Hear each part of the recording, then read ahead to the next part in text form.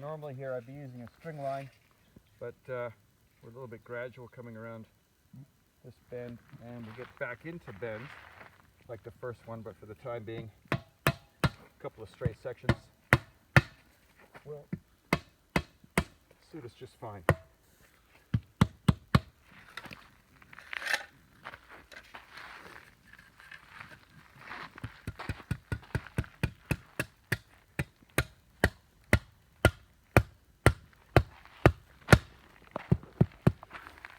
All right, we'll just continue along. It's very gradual along there, so for the straight sections it does work. The tight corners, you bend to radius, and you can see the next bend on there is going to be a little bit tighter than that again. And yeah, a little bit here to show you how we finish it off. We can go rocks on this side, soil, just for a little bit of context though. Let's have a quick look.